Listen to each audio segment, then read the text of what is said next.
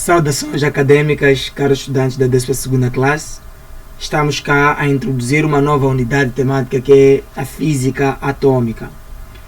Quando nós falamos da física atômica, nos referimos de uma área da física que dedica-se ao estudo das interações que ocorrem a nível da camada eletrosférica do átomo. Sabemos dos conteúdos anteriores ou das classes anteriores que o átomo é constituído por uma camada eletrosférica por onde giram os eletrões e no seu interior tem um núcleo que apresenta prótons e nêutrons. Entretanto, nós, neste momento, com essa unidade, apenas estaremos a estudar tudo que ocorre a nível da camada eletrosférica, ou seja, vamos estudar os eletrões. E mais tarde, depois, vamos falar sobre a física nuclear. Na física nuclear já estaremos no interior do núcleo do átomo. E lá vamos falar sobre os prótons e nêutrons. Mas neste momento a nossa preocupação é a interação que ocorre a nível das camadas eletrosféricas. Daí que é a física atômica. Para tal, nós vamos começar pelo tema raios catódicos. E nesta aula dos raios catódicos nós queremos saber como é que foram descobertos os raios catódicos, quais são as suas propriedades e aplicações. Começamos por falar de Michel Faraday, que em 1838 descobriu um tipo de raios quando estudava as descargas elétricas em gases submetidos a baixas pressões, ou seja, gases rarefeitos. E ele usou um tubo de Crookes. Mais tarde vem o cientista Heinrich Gensler, que construiu um determinado tubo de vidro que estavam selados, mas continham eletrodos de metais no seu interior. E foram esses tubos construídos por Heinrich que mais tarde o cientista Julius Plücker, em 1858, utilizou esses tubos de Heinrich nas suas experiências. Nessa experiência ele notou que próximo ao cátodo, que é o polo negativo, formava-se uma luminescência de cor verde e que sua posição variava com a aproximação de um campo magnético. Então, esse estudo completava uma parte da experiência iniciada por Michel Faraday. Mais tarde, o cientista Eugen Goldstein realizou estudos que lhe permitiram perceber que a luminosidade descoberta por Julius Plücker era provocada por raios que partiam do cátodo e atravessavam o tubo em linha reta e deslocavam-se, nesse caso, em direção perpendicular à superfície do ânodo, que é o polo positivo. E é por esta razão que o cientista Eugen chamou esses raios de raios catódicos, porque eles partiam do cátodo para o ânodo. E mais tarde ainda, surge o cientista William Crookes, em 1878, isso é 40 anos depois de Faraday ter iniciado os seus estudos. E, ou seja, foi depois da morte que ocorreu em 1867. O cientista William Crookes, ele concluiu que esses raios catódicos são formados de feixes de partículas com cargas elétricas negativas. E eles são emitidos do cátodo com velocidade muito alta. Estamos a falar de uma velocidade de aproximadamente igual a 300.000 km por segundo, que é próxima à velocidade da luz no vácuo.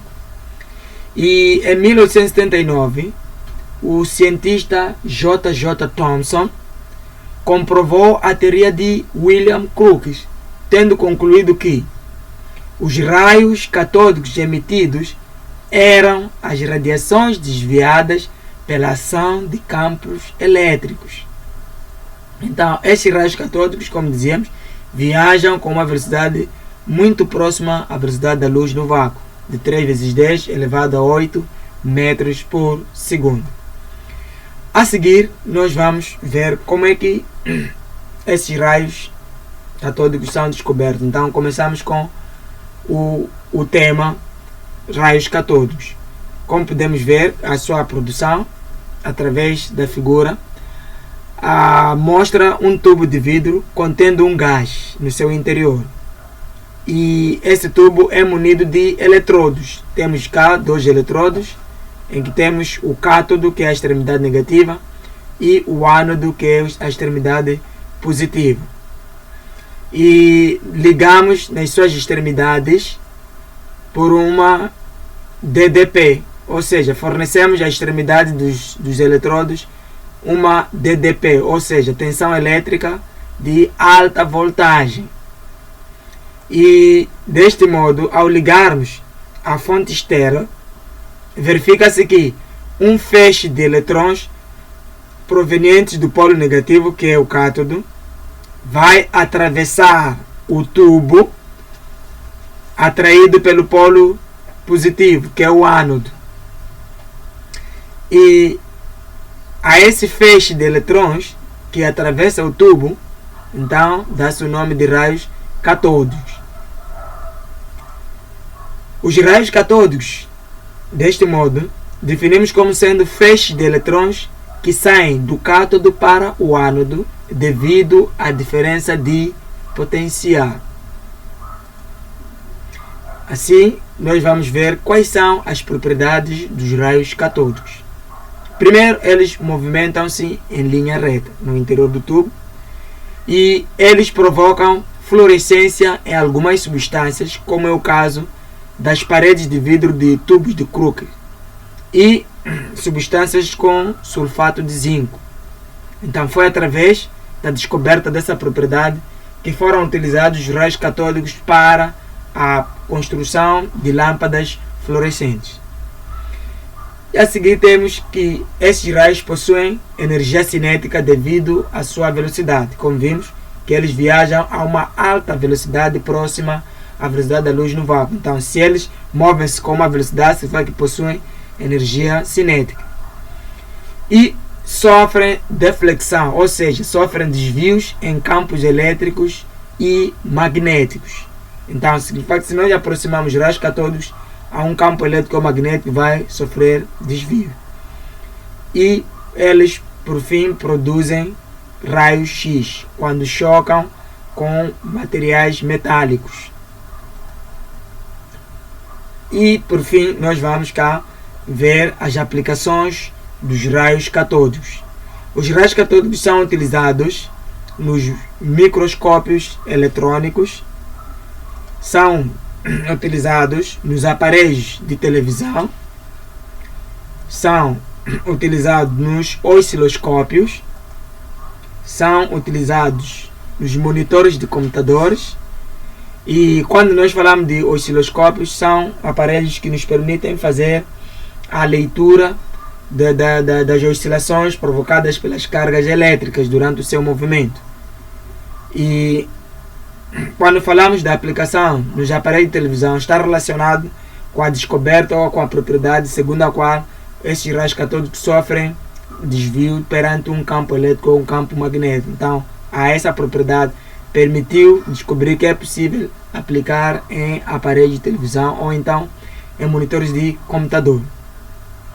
Também são aplicados em radares. Os radares nos permitem utilizar os localizadores de determinados pontos geográficos.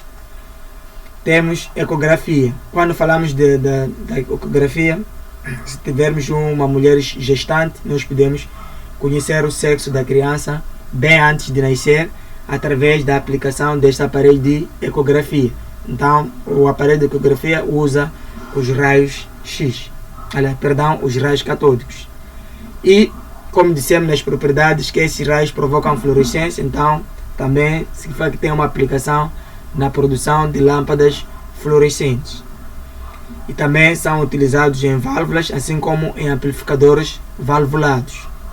E por fim, vamos dizer que os raios catódicos são aplicados em aparelhos de raio X, uma vez que nós dissemos que eles, quando incidem sobre superfícies metálicas, vão produzir lá os raios X. E por fim vamos ficar com a atividade individual, que é o nosso TPC. De forma organizada devem copiar os apontamentos que aqui foram tratados para o vosso caderno de física. E na próxima aula deverão preparar sobre os raios X e suas propriedades e aplicações. Não vamos falar sobre o fenômeno fotoelétrico como devia ser, vamos pular para os raios X, que é para fazermos uma relação, uma ponte direta entre os raios catódicos e os raios X. E recordar que nós ficamos com a realização de experiências sobre magnetismo, então a apresentação dessas experiências vai ter lugar na semana de 30 de 8 a 3 de 9.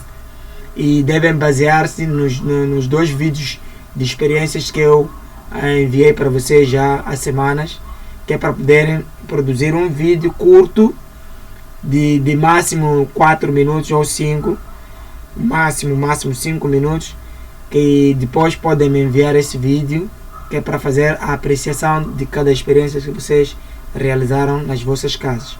Muito obrigado pela vossa atenção, que Deus esteja convosco e até a próxima aula.